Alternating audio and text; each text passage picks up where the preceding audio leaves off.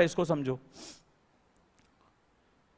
एक युद्ध हो रहा है, ठीक है, तो आपको पता होगा जैसे महाभारत के युद्ध में एक था कि तलवार वाला तलवार से लड़ेगा और गदा वाला गदा से। चलो युद्ध छोड़ देते, खेल का नियम है, ठीक है।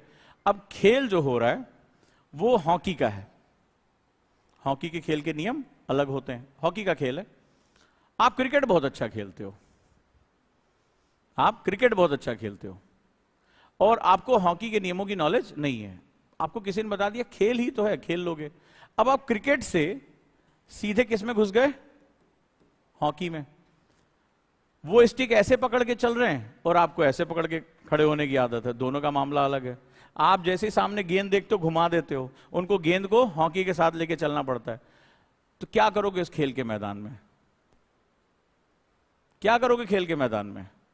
चार आदमी के सर ही फोड़ोगे, इससे ज्यादा कुछ नहीं करोगे, यही तो करोगे। तो अगर आप क्रिकेट के खिलाड़ी हो, क्रिकेट के जानकार हो, ठीक है, या वॉलीबॉल के खिलाड़ी हो, हाथ से बॉल को मारते हो और फुटबॉल के गेम में तुम्हें उतार दिया, तो फुटबॉल के खेल में अगर हाथ लग गया तो हैंड पेनल्टी हो जाती है, और वॉलीबॉल के गेम में आप पैर नहीं मार सकते, आपको हाथ से ही बॉल टच करनी, वहां पेनल्टी। दोनों के नियम अलग हैं, दोनों के नियम अलग हैं। तो इसका मतलब है जिस खेल में उतरे हो उस खेल के नियम तुम्हें पता होने चाहिए। योग्यता किसकी बढ़, मान लो तुम्हें पता चल गया कि यार मुझे हॉकी खेलनी है, मुझे फुटबॉल खेलना है, और मुझे हाथ से नहीं बॉल टच करना है, मुझे पैर से बॉल टच करनी है, पैर से मारना है, बैलेंस पैर से बनाना है सब कुछ। तो आप क्या करोगे? उस खेल के अकॉर्डिंग अपनी योग्यता स्टार्ट करोगे। दिक्कत जानते हो क्या है? मोर देन 80% स्टूडेंट यूपीएससी में जो तैयारी कर रहे हैं उन्हें इस खेल के नियम ही नहीं पता है। वो क्या कहते हैं?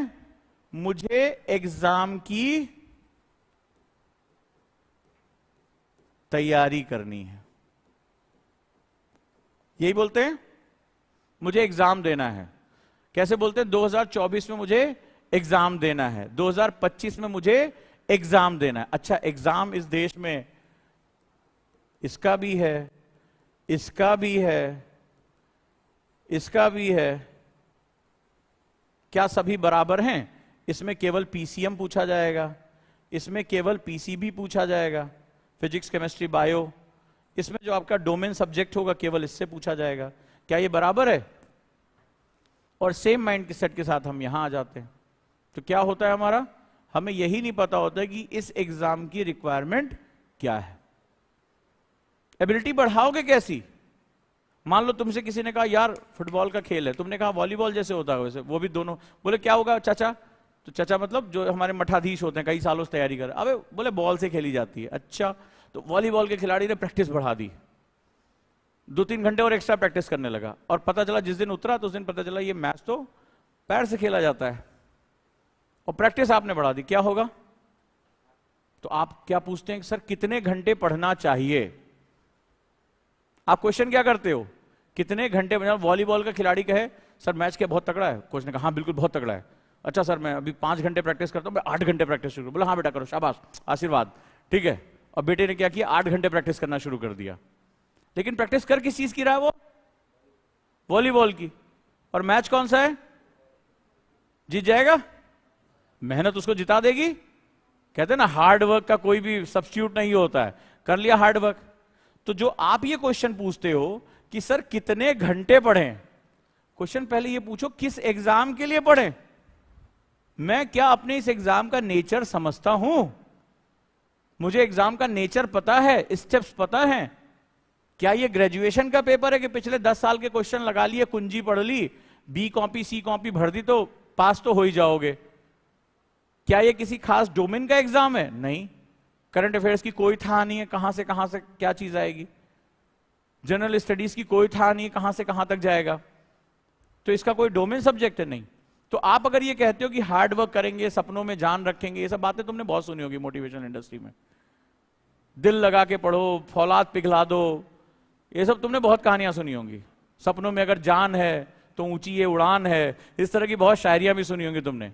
बट एक्चुअली में ये रियलिटी पे काम नहीं करता। रियलिटी में काम आता है सिर्फ और सिर्फ आपकी ग्राउंड लेवल स्ट्रैटेजी।